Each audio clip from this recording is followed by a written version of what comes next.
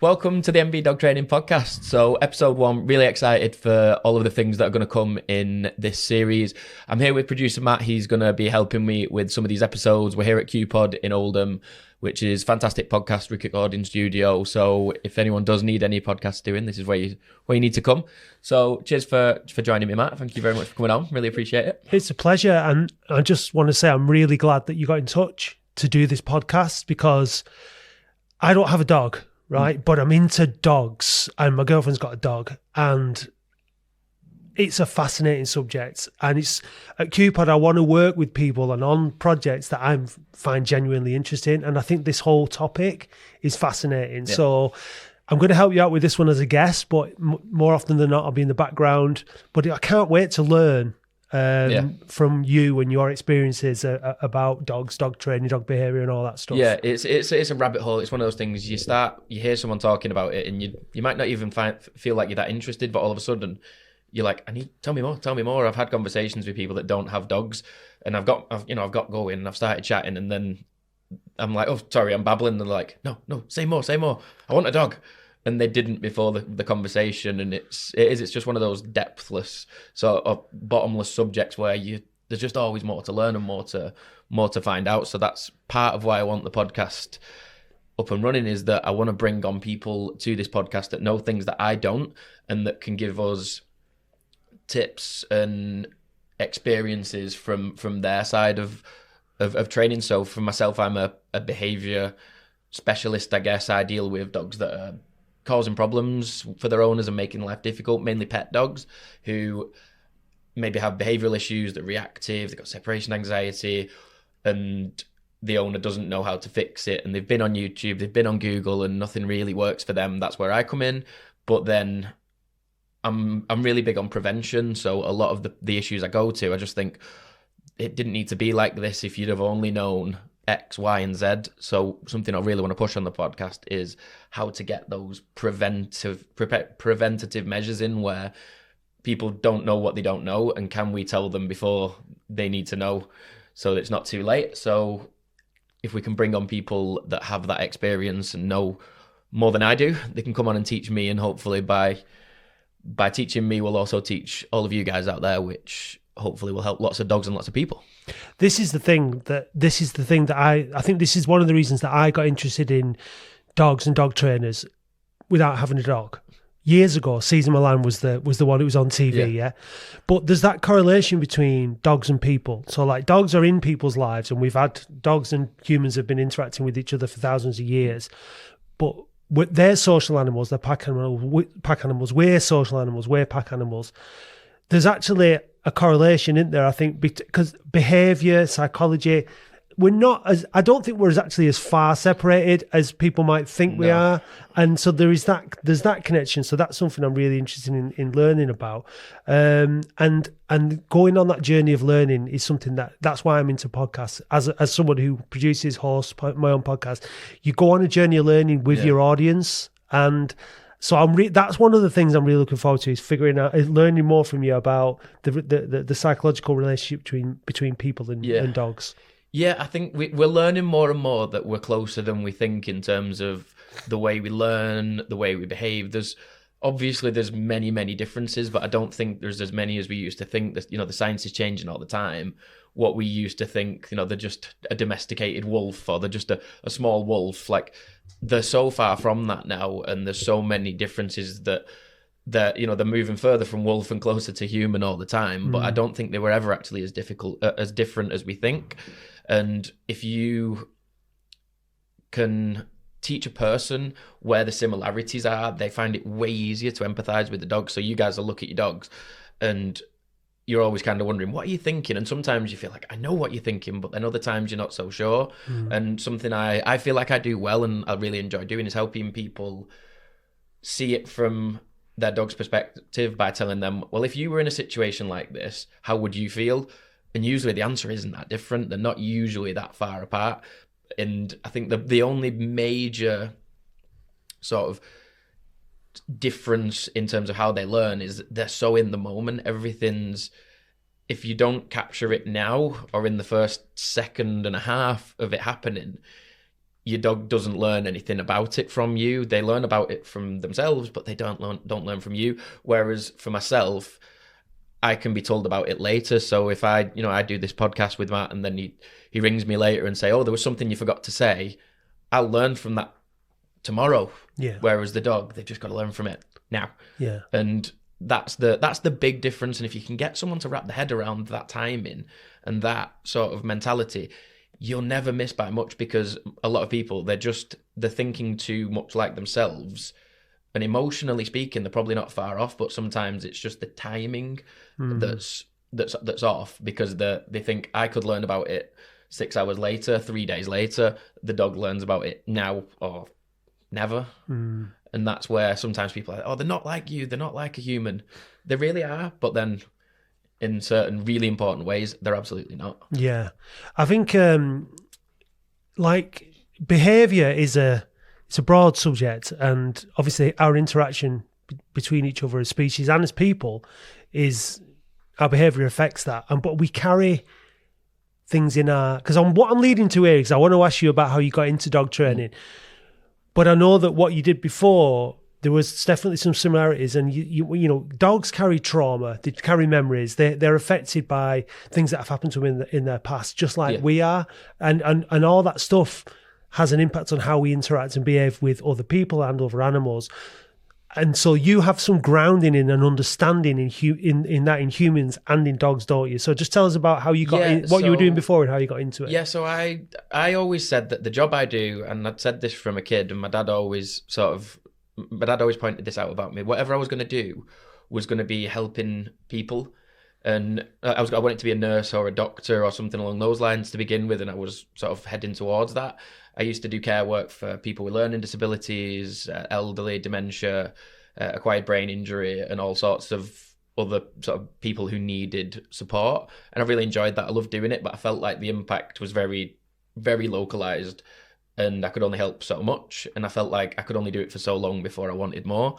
So then I went into running some volunteering schemes with the council, where I would help people who were a bit lonely find people who were really lonely, and they would then support those people and sort of help them with social isolation. And I felt like I'm having a bigger impact. And then I went into early help social work, which was where I thought, right, I'm really going to be able to help here, in that there's people that are on a collision course with something really bad, in terms of either kids that were going to be taken away from parents if they didn't change the way that they were parenting them, people who were going to lose their houses if they didn't fix up with the finances and the bills and that kind of thing, people who were heading towards major addiction that maybe needed guiding off that path. And I was there as a prevention measure. I just felt over time, especially with things becoming more and more about paperwork and covering your ass when it comes to what you did in that job, it was more about getting the paperwork done than helping the people. And that it started to really affect me, and I wasn't doing what I felt like I was supposed to be doing. I was seeing the people that needed help, and I was unable to help them because I was so tied up in paperwork, and there were so many limitations on what I could actually do. And I could see I can fix this problem for you, but my hands are tied, and I couldn't. And eventually it led to the point where I realized I was miserable, and it was affecting the relationship I was in at the time. And after that, after me and that girl had split up, I was back in that job, and then I eventually had like a year off with like real mental health issues where I couldn't get out of bed. I'd wake up in the morning and just think, nope. And I had to be in the office by 10, and it was 9:59 if I was going. Like I'd be every second. I was terrified of going in because I knew what it was going to do to me mentally and emotionally. And I thought, right, I can't do this anymore. And I started combining what was already an ongoing passion for dogs and all the learning that I'd done with that. I realized that could be how I help people and help dogs, which is obviously an amazing side benefit. But it was originally, I always wanted a job that helped other people. And I thought, well, I have enough knowledge now, because I'd wanted to get my own dogs right. And I got addicted to learning it, which is very much me. I'm a very addictive personality, which we'll talk about as we go through. I'm sure it's something you'll learn about me. I get obsessed with stuff, and I'd got obsessed with dog training to the point where I knew too much to just have my own dog. And I thought, this is how I can help folk. Started offering it out while I was doing my old job, and there was just this take up on it, and then word of mouth from the people that I'd helped spread, and I started realizing there's something here. And eventually that meant I wasn't doing the paperwork at my old job anymore. I was still trying to help people, but I wasn't doing the paperwork. I wasn't showing up as much. I wasn't doing it properly. And eventually they just sort of went, right, it's probably time to go. And I had a union rep that was fighting it with me. He's like, no, we're going to fight this. And I was just like, I remember Phil, I really like him, really get on with him. I just said, Phil, just let me go. And he's like, we might be able to get you a payout. We might be. I just don't want to. Yeah. I just want to forget that it happened, like, because of the emotions. I just don't want to have to keep fighting it. And the dog training was starting to pick up, where I could realize it was financially viable. And I told my partner, God bless her, I came downstairs and told her my job was gone. And I think it was like a pivotal moment in like my life. She just went, okay, and didn't panic, which she's a bit of a panicker. But for some reason she didn't. I just thought, she believes in me. She kind of trusts that I've got this. And that was the moment where I went, right, I'm going all in. And I started setting up the business and I'm really going into it. And it was that moment where she just didn't panic. And for someone and she's going to watch this and she's not going to disagree with it. She's not great in a crisis. She likes to plan and have everything figured out, whereas I'm very much more reactive, and I always feel like I'm good in a crisis. But she just looked at me and didn't panic. There was no fear in her eyes. Like, not how are we going to pay our bills? How are we going to have to look after the kids? It was just okay, and that was right. I've got this. I can do this, and she was right. I could, but now I get to live this amazing life where I get to do what it was that I always wanted to do, but I get to combine it with, like, fighting about with dogs all day and meeting all these puppies and seeing these dogs learn and all the rest of it. And it all came down to, like you said, it was past trauma that got me there. And if I hadn't have had that job and that year out, I don't think I'd have ever found my way to where I am now. And it's that sort of, it's very corny, but like, adversity makes you stronger. If what doesn't kill you makes you stronger. It did, because now I know if I can handle that, I can handle anything. And also, if I hadn't have had that, I don't get what I've got now, and I'd still be stuck in that loop. And where you said behavior, that sort of loop of behavior, there is a big loop that I talk about a lot, the behavior loop. It's something I'm sure I'll cover in episodes on the podcast. I was in one. It's so, you know what, this is why I love what I do, because I get to talk to people and I get to hear about their life and their story. And a lot of what you're saying now resonates with me and my own experience. It was podcasting that got me out of a loop, out of a situation that I was in, a crisis. You were in a bit of a crisis by the sounds of it. It wasn't. When you say about it was coming into this, the dogs. I think probably your partner looked at where you were and thought, well, he's in a bad place already, and if this is going to like help him get out of it, so it was dogs that were that. We're not. A lot of people get a dog and that helps them with loneliness and all this kind of stuff. But I recognise so much of what you're saying there from my own personal experience. I know that a lot of people listening will as well. A lot of our experiences are very similar. They're different context. They're in a different context, but we've actually most of us have been through something similar. I guess it's the same with dogs, really. Yeah, massively. So, like you said, I've said everything I've said there, and there's going to be a bunch of people watching this that can at least sort of relate to some of it, and they've been in similar situations themselves. Maybe they're in it now, and like you said, it's the same problems, the same loops, just in a different color with a different paint on it. It's the same with dogs in that there's only so many differences in where the behaviors come from. There's only so many differences in the behaviors displayed and the emotions that the dogs feel. It's for us then as dog trainers and as owners, I guess, to figure out what those are, and it's so much more difficult because I've just sat here, and as long as a human's capable of being open, which I've just been there, someone, like if you were a therapist, for example, you're going to go, right, I've got all sorts to go off here, I can fix this and I can help you. Whereas with a dog, it's so much harder because you can't ask. So how do you figure it out? Where do you hone in on, or how do you hone in on an issue? A really good question. I tend to start not looking at the dog because the owner has the answers, or they might not know they have the answers, and I recognize it's always off patterns. There's so many patterns that I try and figure out, are you following any of these patterns that I've seen in the past? And if they start to say, well, yeah, and then I start to notice, and the longer I do this, the more of a depth of sort of previous cases I've got and more precedent I've got, I tend to, so for like just an example, and this is going to be useful for anyone with a puppy, and I see this one all the time. Like one of the most common things I hear, people say to me, right, I got a puppy, everything was great, it was fantastic, his recall was amazing until about 9 months old, and then it stopped being amazing, and now it's rubbish. And it was because they let them off the lead too early. They went to say hello to everything and everyone, and their dog just learned, oh, this is just what I do when I go out. I go and say hello to everything. I chase everything. I go say hi to everyone. I go play with all the dogs. And then they get to that sort of 9-month-old mark, sometimes a little bit older if it's a big dog. And then the recall just goes completely out the window because it never really existed. The dog never had a good recall. It was just young. And I saw you posted about this on social media, didn't you? Yeah. It's one of the biggest loops I see. So I wanted to get that video out just so people could hopefully avoid it themselves. But that would be my way of finding out first, why is this happening? I'm not looking at the dog and going, oh, he's running around doing everything, because given the chance, most dogs would.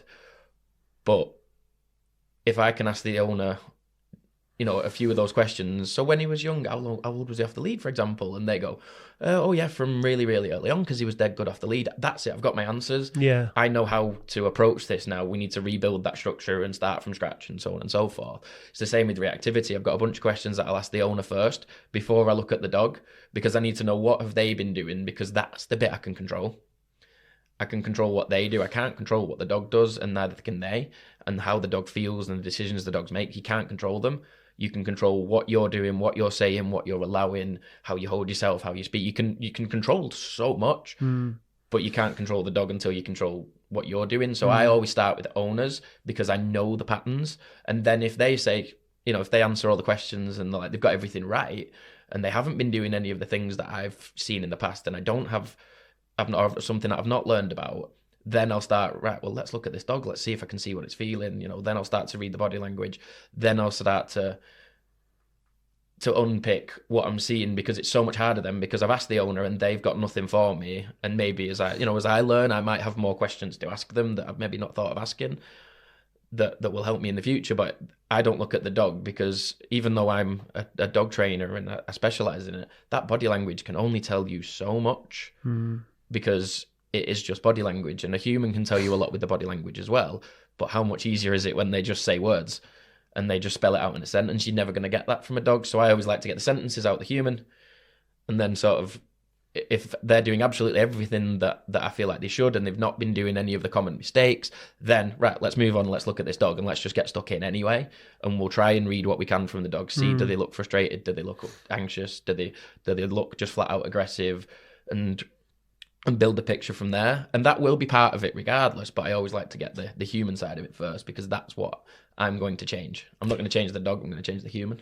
Do most of the people who hire you to train their dog, in inverted commas, train their dog, are they open to you training them or retraining them, or does it come with some resistance sometimes? You get some resistance. Typically, there'll be, this is just going off my experience, but typically there'll be a wife who's booked me and a husband that really couldn't be bothered with me being there, and it's fine for them, so they're not that bothered, and they'll push back and they won't want to put the effort in. I've had it the other way around, but typically it's wife booked, husband's just kind of sat there watching telly. And it was the same in early help. That was something I really noticed. I'd be doing these sessions and we'd have to drag the dad home, drag the dad in and get them to be on board. We get some pushback there, but then also there's some people that, they've maybe been captured by an ideology in dog training, that, they've got a trainer that they follow or a page that they follow, and they're stuck to that way of doing it, and it's got them into a pickle because it's not applicable to their dog, and there's some pushback there. But I find that a lot of people, especially because the more people book me now, it's because I like the social media side. I like to put these videos out to help people. I do find that when I go to people, they've already had something useful from me that worked. It's just a reel on Instagram, or they message me about something and I give them a bit of advice. There tends to be a little bit of, all right, actually. So they trust you from the start kind of thing. And early on I didn't have that because I just didn't have the proof that I could do the job, I guess. I had to go out and get that. But now I can show them a video of a dog that looks like theirs with a before and after. So someone that booked me this week said, my German Shepherd's causing havoc, dragging me down the street, I can't walk her now, what do I do? And I said, right, well, let's book in. And I explained, I sent her the options for booking in and all the rest of it. And I just tagged on the end a German Shepherd pulling a lady off her feet down the street that was 25 minutes later, under control, walking quite nicely, a lot more relaxed and not being a problem. And the girl just went, right, yeah, cool. She's going to trust me from there. But early on, there was so much more pushback because I didn't know as much. So, and in that instance, then with that German Shepherd, was it fixed by what the owner did? I started doing, so it was just lead work that we did with that dog, something that, I do every day. It's like the bread and butter. I did a few things, showed the owner how to do the things. She started doing them, did them slightly wrong because what she watched wasn't what happened on her body. Like anyone that's ever tried, like, learning a new skill, you watch someone else do it and go, I can do that. And then it's not the same. Like I watch videos of golfers and I'm like, I can do that actually. I know what he did there. I figured it out. And then I go and try and replicate it. It's not the same. But then I'm there to say, just hold your hand here, just relax this arm, just don't tense up so much, just whatever it is that they needed to hear. And within 25 minutes, this woman was doing the right things and the dog was following suit, and she now has the skills there to progress it. And then it's just my job to keep her skills progressing and her knowledge progressing, and the dog just follows on. And her getting into good habits then, rather than slipping back into the, because that's it. That's the thing. We're the same, aren't we? Habits are what form the behaviour ultimately, and it's January now, and it's New Year's all that stuff, and sometimes we're good for a week or two, and then we slip back, don't we? It's hard work. It's hard developing good habits, isn't it? From bad ones. I think, and that's something I'm trying to work on more. So like a good habit for me is to try and hold people a bit more accountable. This year going forward, I've changed the way it works. You don't book sessions anymore. You work with us for like a period of time, 2 months, 4 months, 6 months, whatever. And in that, I want people to be texting me really frequently, like, am I doing this right? I've got this video of me doing what we talked about. Is it right? And I can just go, oh, yeah, that's great. Just drop your arm or just whatever. And then they keep progressing. But I feel like that was something I wasn't holding other people accountable. And if I'm not holding them accountable, life's going to get them in the same way that, like, if I decided I wanted to get really fit, I know for a fact I'm going to have to pay someone a fortune to get on my case, because I don't have the habit yet. Yeah. So I need someone to be there poking me for the habit until the habit blooms. And which is why, as of yet, I haven't managed to get myself in great shape, because I know that about myself. And I know if I want to do it, I'm going to have someone else that, it's in my ear hole and messaging me with check-ins and accountability. And that's something I want to start doing more of this year, because just having that, all right, Niall's going to be coming for a session soon, and we need to have done this, and he's already helped us by messaging and saying, yeah, let's just change this. So by the time the session comes along, they've been putting the work in. And I feel like it was easy before, where I was just doing sessions where people book a session and then they book another session. If they'd not done the homework, they just wouldn't book the other session, and then it'd fall by the wayside. No, I think that's an interesting way of looking at it, and the right way of looking at it, because like you take a dog on, hopefully, for the duration of that dog's life or your life. It's a long-term thing, and these days we sort of tend to want quick fixes to everything, and it's not always the case. So if you want to invest in your happiness, your dog's health, your health, and all the good things that come from having a dog, I think it. And you are struggling. It sounds like that's a good way of doing it, and investing some time, some energy, some money into getting it right for the long term. Yeah, it's one of those, like, it's if you do it now, and if you get it right now and you build good habits, you got them now. They're an asset that you have. So you're I suppose if you work with a trainer that works the way I've set it up going forward, you're working with someone that's going to be building some habits with you that you then own, and knowledge that you then own, that the idea is that then you don't need me. You know the stuff and you can do the stuff yourself. That's kind of how I want to go about work now, is that I teach a human to have the habits that the dog needs them to have, because it's no good me being able to do it with the dog. I'm a dog trainer. I should be able to do it. I should know how to hold the lead and where to deliver a treat and how to time a marker or a clicker or a correction or a whatever. I should know these things, and I have those habits.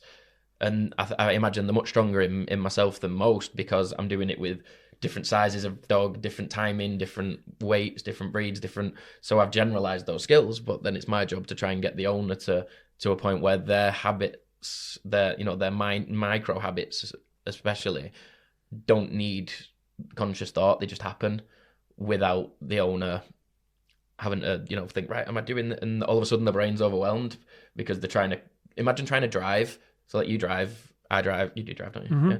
You drive. Imagine trying to back out of a driveway. How ridiculously difficult that task actually is if you think about it. You've got to know how to work the clutch and the gear stick, and then you've got to be able to go backwards, either looking over your shoulder or looking in mirrors, watching out for traffic, keeping the car straight, all while thinking about sort of where you're going once you turn. It's ridiculous, the amount of things your brain would explode. But it doesn't. People back out the driveway every day, which is such an incredibly complex task, but they don't find it difficult.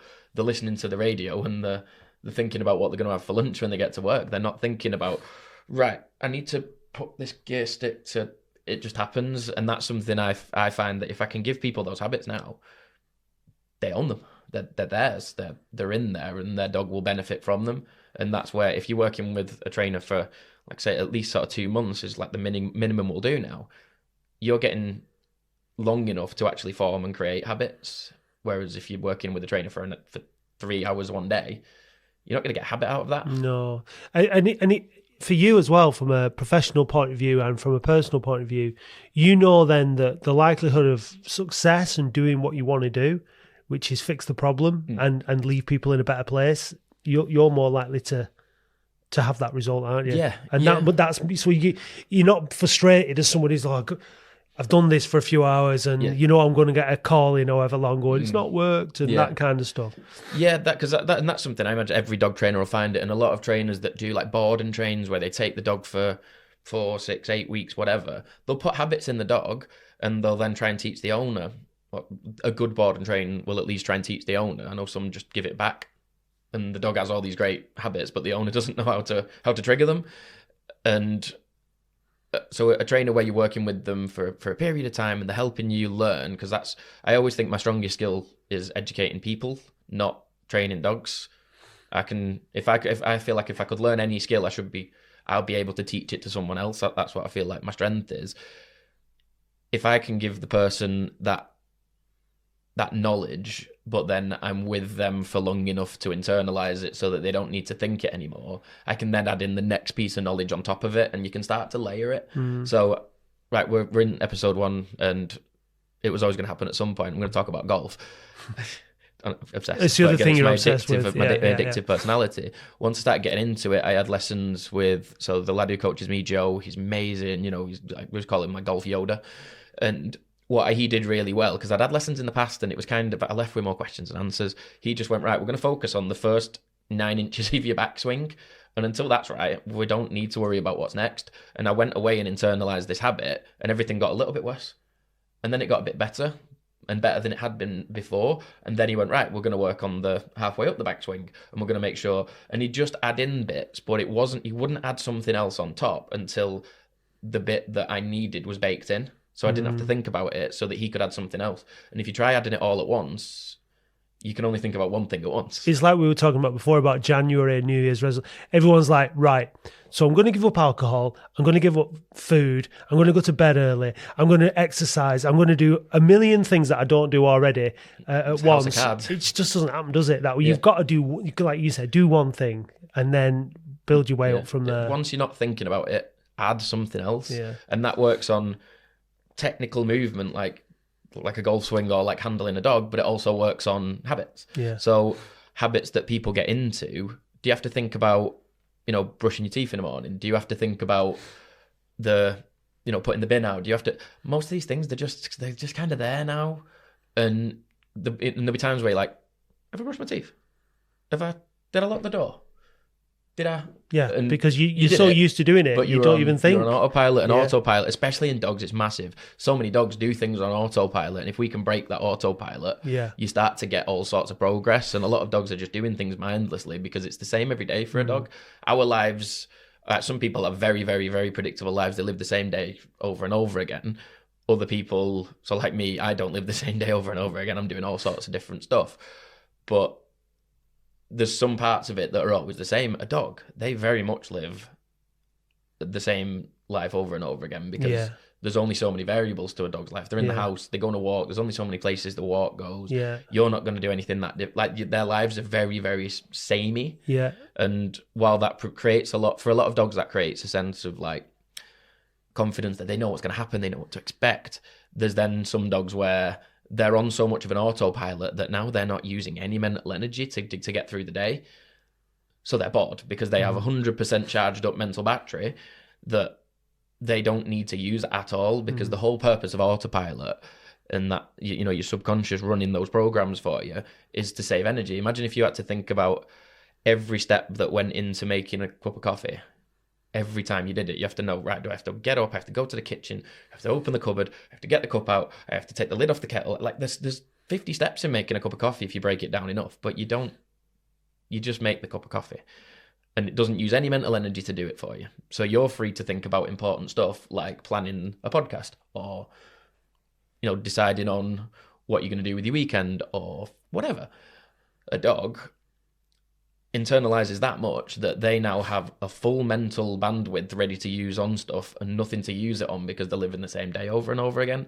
And that's something I'm really big on fixing with people, is going to people and saying, right, where'd you walk your dog? And then they tell me the route of that walk and I'm like, you might as well not go. Like, for what it's worth, you're not even scraping the surface on what your dog needs, because if you were to let go of the lead, they'd probably walk the route of that walk and just meet you at home. Like they're stuck on such an autopilot. So we as dog trainers know that mental stimulation, physical exercise are such they're the foundation that behavioral issues sit on. We want those things fixed first. Is your dog getting enough mental stimulation? Is it getting enough physical exercise? And people say, oh yeah, walk him. And I'm like, right, okay, yeah. And sometimes I'm like, yeah, walk him twice a day. And it's like, great, but it's the same walk. So it used next to no energy mentally. Physically, just walking in a straight line doesn't tire your dog out. So the benefits of that walk weren't as big as the time that you invested in it. And something we push as dog trainers all the time is trying to get that mental stimulation. And sometimes it just comes down to doing stuff that you don't normally do. It's like, for what I'm thinking about, what you're saying about this is like, consistency is really important, but it can't verge over into like the comfort zone. It's you've got to find ways of being consistent or being inconsistently consistent. Yeah, I guess it's a beautiful way of putting it. Inconsistently consistent. I think I did a video about this a while ago, and I was saying consistency is the worst thing in the world, depending on which way you're going. And if you're consistently doing good habits, that's great. But if you're consistently just doing the same thing over and over on repeat, and it's neither good nor bad, you're not using anything out of your dog. You might as well not bother. If you're doing things wrong consistently, obviously the consistency, the compounding of those bad habits, you know, it can really drag you down, and the consistency of good habits can bring you up. It's consistency and routine sometimes get confused. We don't want routine that's just completely set. We want consistency and structure, but that isn't, we do this at 8 o'clock, we do this at 3 o'clock, we do this at 5 o'clock, and we do it in this way, and it's always the same. And the dog, because as soon as you do something different, the dog's brain is going to fall off, because there's no resilience in the dog because it knows what to expect. So consistency is things like exercise, stimulation, rest, those kind of things. But then there's like sub headings of so types of exercise, types of mental stimulation, all these different. Same for all of us. You know, like we need that variety. Majority of it's like us. A lot of like exercise programs. They'll do a cycle. So I know like CrossFit do this. They'll do a cycle of things. And then once everyone in the sort of the gym has been through that cycle, they don't do it again because everyone's going to be bored of it now. They switch it up and they work on a whole different set of movements and a whole different set of things. Yeah. And they'll get back to what they did again. They will do it again, but they'll do it in blocks because yes, they're consistently exercising. We're not doing the exact same exercises over and over. They're working their way around different movements and different sort of types of movement. And it's the same with dog training. If you're just doing the exact same thing over and over again, after a while it becomes you get that diminishing returns of you're putting in the effort but you're not getting what you used to get out of it. You need to switch something up. And I think as dog owners and as humans, we are creatures of routine and habit, and sometimes it really goes against you when you've got a dog. If you've been doing the same things over and over again for the last year and a half with your dog, something's going to have to switch up or they're going to become a robot that's just following a pre-programmed day.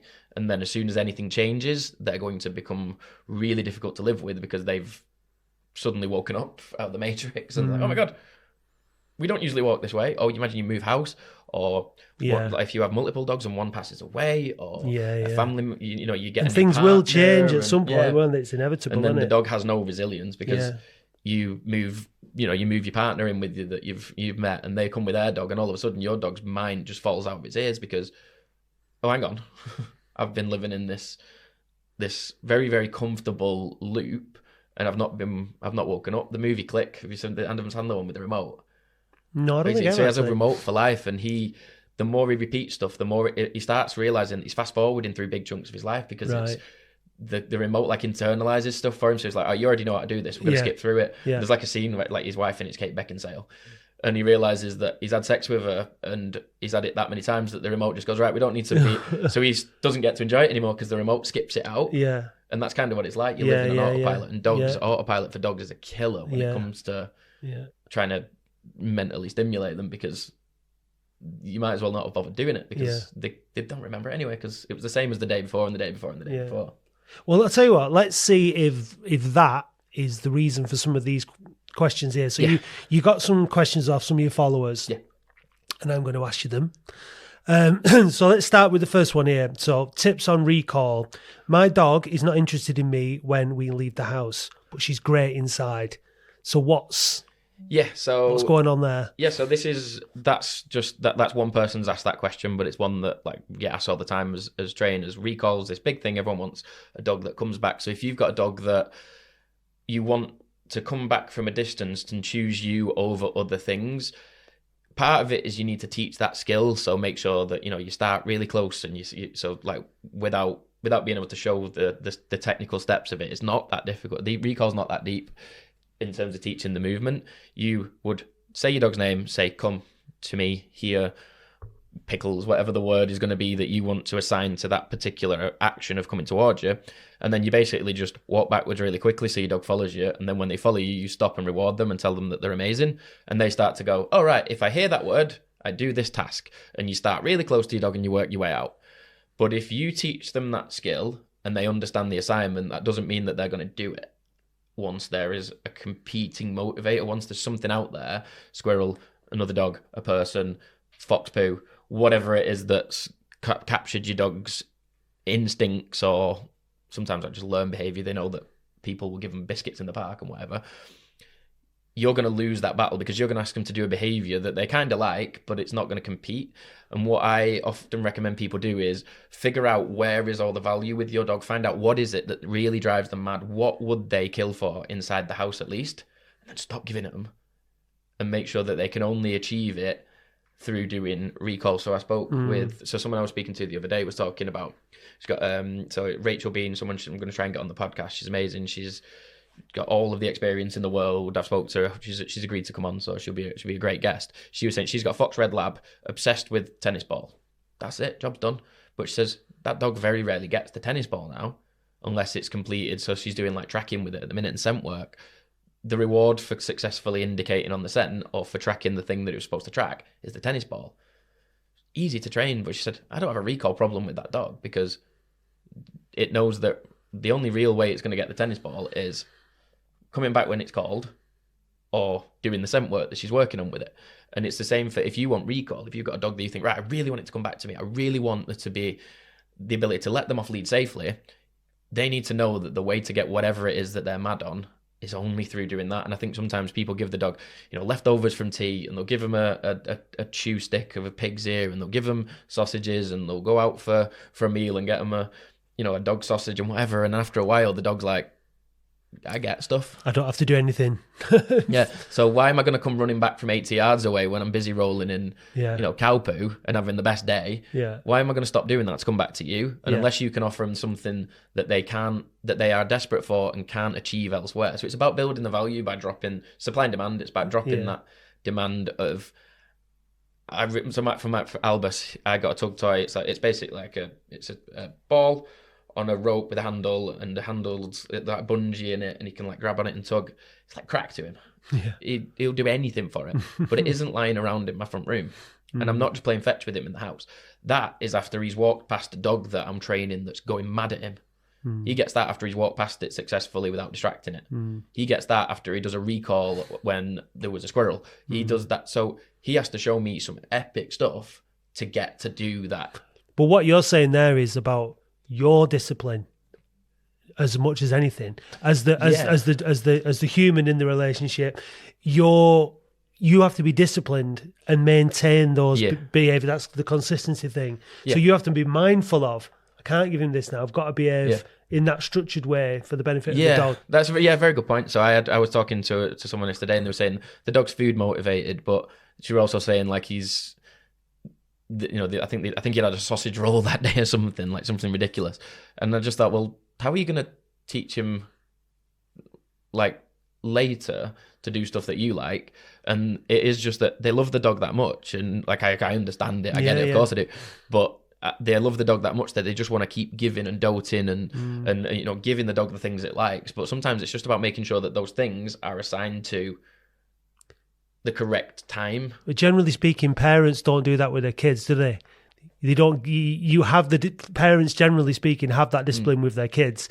Don't give them all the snacks, all the treats that they want. Don't let them do whatever they want because they need discipline. So it's really like we started off at the beginning of the pod talking about the similarities.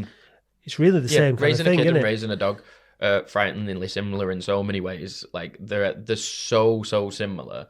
Obviously, some of the context changes and some of the the defining words change, but the theory is so similar in so many ways. And especially with kids, they're very much more in the moment than an adult is. So I've got a 2-year-old. I can't tell her off later. I can't tell her well done later. I have to tell her now. Yeah. And yes, as she grows older and her brain starts to be able to reverse engineer things and learn from her past, afterwards I'll be able to teach her. She could bring her homework from, she could take her homework into school and the teacher can go, oh, you've done great except this one, and she still learns. But when she's little, it's not. So the consistency and the like you said, that discipline. I would love to just give Lyra everything she wants at every given second of the day. But I know I shouldn't. No one has to sit me down and go, right now, you can't just, I can't just let her have everything she ever wants at every given second because I'll create a monster. Yeah. And we sometimes do that with our dogs, or if we don't create a monster, we just create crap recall. Yeah. Because there's nothing that we have that they want because they get more than they need. Yeah. Yeah. So for recall, that's really common. It needs to be it's such a high value skill to us. We value it so much. The rewards for it have to be just top tier. And I think sometimes the rewards that they try and give the dog are top tier, but they also get them in 19 other situations during the day. So they're not actually top tier anymore. They're just, everything's middle tier. Yeah. So you can't get a top tier behavior because you're rewarding with something that should be high value, like liver or steak or the favorite toy. But the problem is they'll get that later anyway. So that's, especially when it comes to recall and the difficulty attached to it for the dog in certain situations, they have to know that what they're going to get doesn't come around very often. And sometimes that's just less is more. Yeah. So not everybody, when they get a dog, gets a puppy, because people get dogs at different times in their lives for different reasons. But something that people with a puppy will be familiar with is biting. So the next question here is, my puppy is biting us constantly. It's really becoming an issue and it's causing me and my husband to fall out. Yeah, been there. Me and Amy were, when we got Albus, he was a biter. He was brutal. Like for the first 6 hours we got him, he didn't bite us, and then he didn't stop biting us for the next 6 weeks. It was constant. And it's figuring out, I think people worry about, what do I do right now? How do I fix this right now? How do I respond to this behavior? And almost inevitably, you'll make it worse because, like, Google will tell you a few things. One of them is Google tells you make a really high pitched screaming noise, which will apparently like startle the dog, and they won't want to do it, and they won't want to do it anymore. Now, what do dog toys do when you squeeze them? Yeah, high pitched squeezing noise. Yeah, so which excites the dog. Yeah, so like just as a sort of laugh, when me and Amy, I've said, right, yeah, watch this, I'll do it, and Albus went, okay, and then he got worse for 10 minutes, which I knew he would, but like I just needed proof. And some of the other things that say, get a toy and redirect them onto that. Now, to Albus, a toy is a massive reward, so I'm running the risk of him pairing this with. I then immediately play tug with him, which is one of his favourite things on earth. or distract them with something else. You're not going to distract them with anything that isn't a reward. So you run that risk of setting a pattern, but usually it's finding out why is that biting happening. Now, 2 reasons why puppies bite. Teething is the obvious one. Puppy teeth, they're coming through, which is, it's irritating, and then they fall out, and then the adult teeth are coming through, which is irritating, and then once they're in, even then, they've still got to then bed into the jaw, so they come up and sort of bed in, or that's at least my understanding of it, and the whole process is just irritating and annoying, and they need relief from it. And one of the best reliefs from that, unfortunately, is us, because it's squishy on the outside and it's hard on the inside, so they can get to the bits in between the gums and the bits that are irritating, but then they can still put pressure in because we're tough. But then also it tastes and smells like us and whatever we've been cooking and all that. So we're just the ultimate chew toy in terms of relieving teething pressure, at least teething pains. So we used frozen bananas and frozen carrots with Albus when he wasn't biting us, so we made sure don't give him one when he's doing it, but try and make sure he gets plenty of those things if he starts to show signs that he's a bit restless and a bit irritable. But then the other side of it, and this is where people really get it wrong with puppies, is if they're play biting, so that's the other kind of biting, it's so easy to reward it so quickly. And because the play biting, they bite your finger or your arm or your shoe or your feet or your dressing gown thingy, which is always like a classic. And then you get something else and play tug with them. That's how I trained Albus to do most of the things he does. He did it, I played tug with him. And if they're doing that often, it's a sign of overtiredness.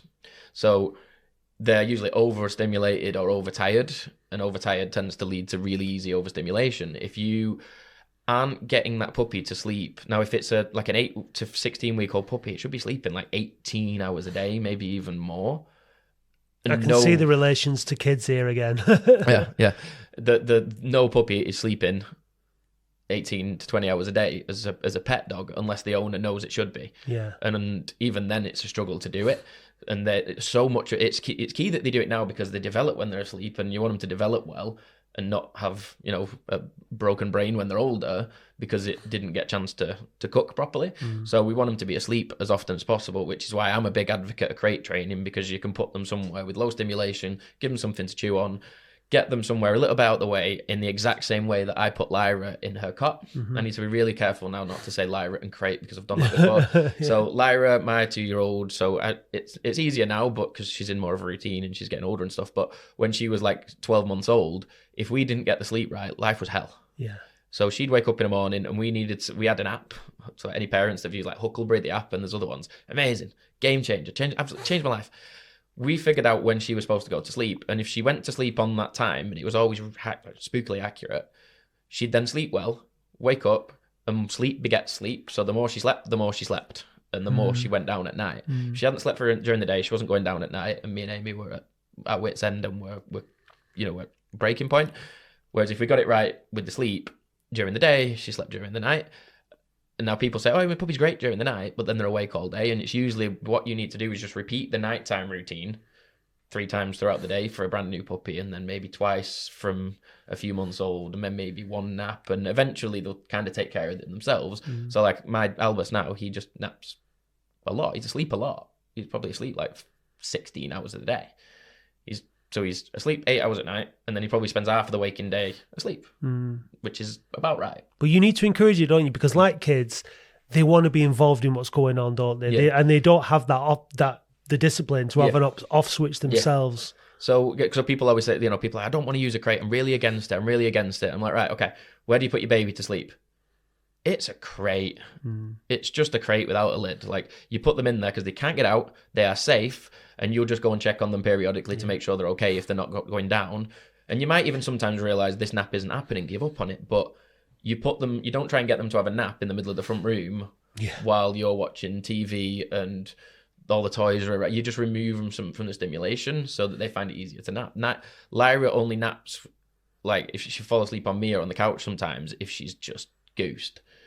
But it won't be a proper nap, and then she'll be ratty later. Whereas if we get her down for a proper sleep, so as a puppy owner, if you are finding, and this is whether they're biting you or not. So like Rune, my second dog, wasn't really a biter. He liked to chew other stuff, but he was never a play biter. He just never did it to us. I think he tried it with Albus a couple of times, and Albus just toasted him for it. Just like, no, what are you doing? Get them, because puppy teeth are sharp. Yeah. He just went, no, get them off me. No. And Marine went, all right, cool. And he learned it in one go. Yeah. You can't do that as a human. You can't teach that lesson.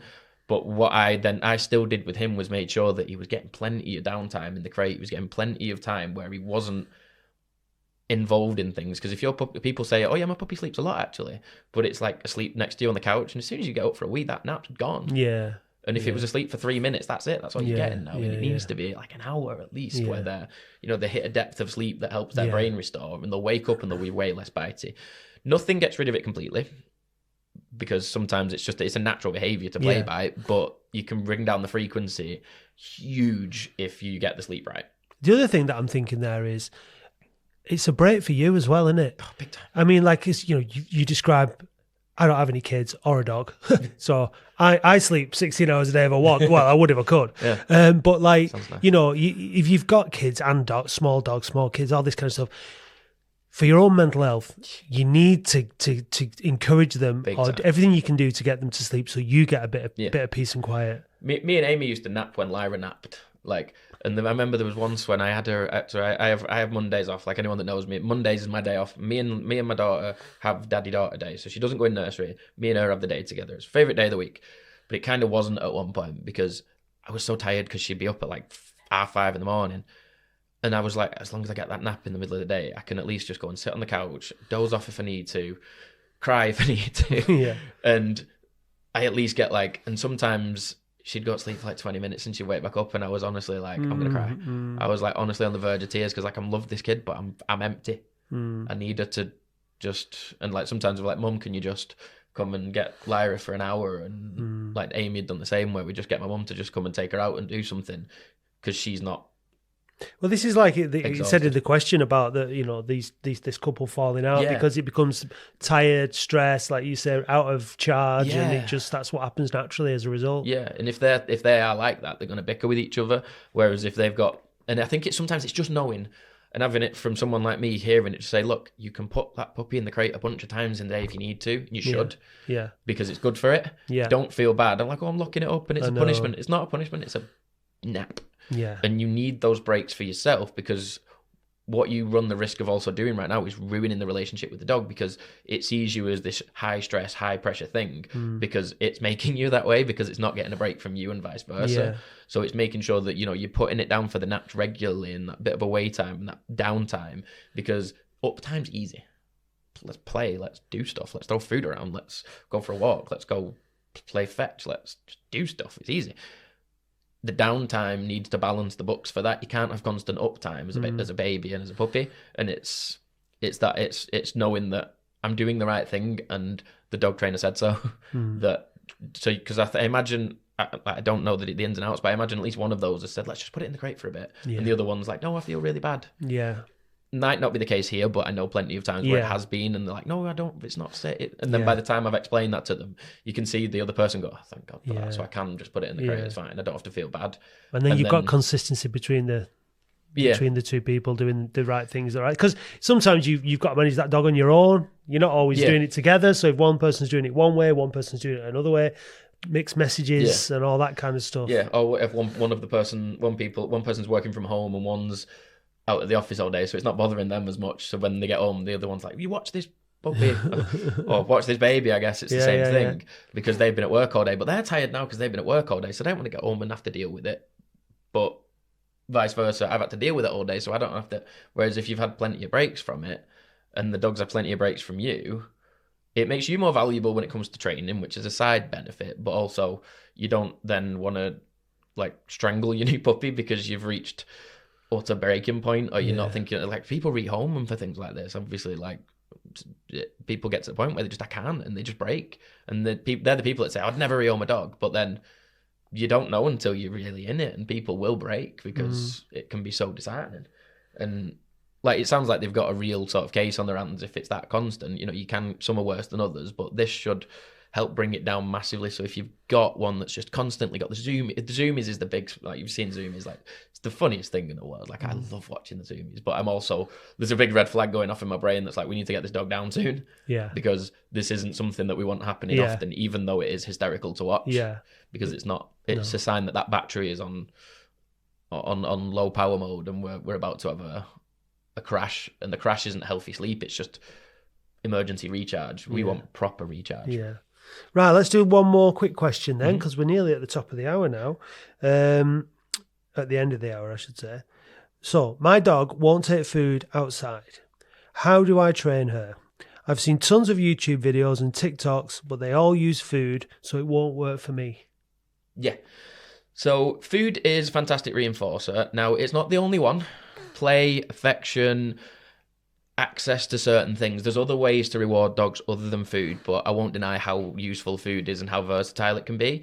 It's not the only way to train a dog. There's other things that they want. So like Albus, I use something called the Premack principle, which I'm not going to go into in the 5 minutes we've got left, but it's about access to doing stuff that they want to do as a reward for doing what you ask of them. So they might not want food, but they want something. So can you figure out what that is and build in a release cue with your dogs that tells them, right, you've done what I wanted, you can go do what you want. So I use the word break. If I want Albus to sit while we cross a road, and across the road is the field where he wants to go run around, I ain't going to give him food for sitting. I'm going to say break, and we're going to cross the road, and he's going to go run wild on the field. That is how, before we used so much food with training, that's how people did it. And there was well-trained dogs before food became such a big thing. They're just better now because we can be more precise with food. But then the other thing, and this is an episode all on its own, but most people don't know if they're feeding the dog the right amount. They just kind of have figured out this is roughly what I give my dog, or they've gone off what it says on the side of the tin or the packet. So what you need to do, you need to Google your dog, how many calories does a dog of its size, gender, whether it's neutered or not, breed, and activity level, and be honest with the activity level, because so many people aren't. Yeah. Because they feel bad that they don't exercise the dog as much as they should. And the weight at the minute, are they overweight, underweight? So there's a bunch of calculators. allaboutdogfood.co.uk has a brilliant one. It'll tell you how many calories per day that dog should be on as a guideline. You need to make sure that you're not giving your dog more than that, because of course then they'll be overfull and they'll be spoiled, I guess. But then also, a lot of people don't take out of that the treats that they give the dog for training. Chew sticks, denta sticks, pig's ears, bit of leftover from tea. They don't count those calories in, so they have no idea is the dog getting the right amount. And over time, that food motivation just dies, because they're always just a bit full, because I feed them the right amount of food, but then I add in just 5% here, 10% here of treats and chew sticks and stuff. But then the other thing is, does that food get presented? Is it down all the time? Are that free feeding's a killer? Is it down on the floor all the time when the dog does direct access? You've got to stop that, because why would they do stuff outside if they can just get fed inside? Make sure that they're not fed at like exactly the same time every day, because that can be a killer, because they're only hungry at those times because the body's on a clock for it.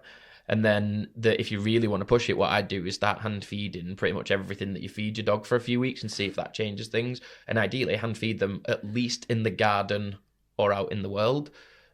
And what you'll notice is you'll offer your dog food sometimes and they'll be like, no, I'm not interested.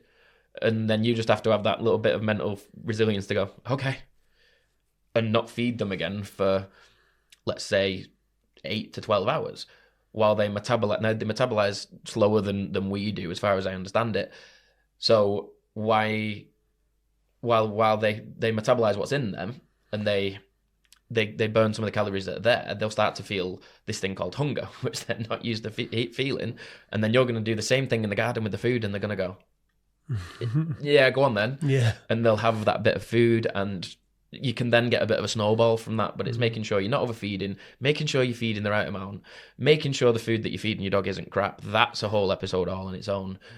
And making sure that they don't have just direct access to it all the time, because it's the same as the recall question. where's the value if they've always got it? It's supply and demand. And it totally relates back to human relationship with food as We're well, gonna say doesn't that it? a lot It during this totally, podcast, yeah, we which really is why are. I think it's really interesting, because I think it puts it into, it helps to give you a different way of thinking about human behaviour, but through the context Yeah. of dogs, which I think is really, really good. So we're nearly at the end, so I'm going to do my producer bit now Yeah, go on. and try and make sure that we keep it to an hour. But do we know what's going to be coming up on next week's show? Yeah, so we've got a few guests lined up. So hopefully we'll have a guest in for episode 2 who's gonna teach us a bunch of stuff that I don't know. So I'm gonna have questions for them. They're gonna give us the answers to my questions, and hopefully it's stuff that you guys at home want to know as well. And we'll try through every episode. I just want to get like 2 or 3 quick Q&A questions for the people that have been listening. So if you've got any questions for the next one, hit us with them, and we'll also try and get our guest onto those questions as well, see if they've got any insight for them. Where do people find you on social media? So I'm on Instagram, TikTok, Facebook. So if you just search NB Dog Training, you'll find the links there, and also on YouTube. Just search NB Dog Training on whatever platform. We're on pretty much everything, and you'll be able to find us. There's tons of useful content on all of the socials.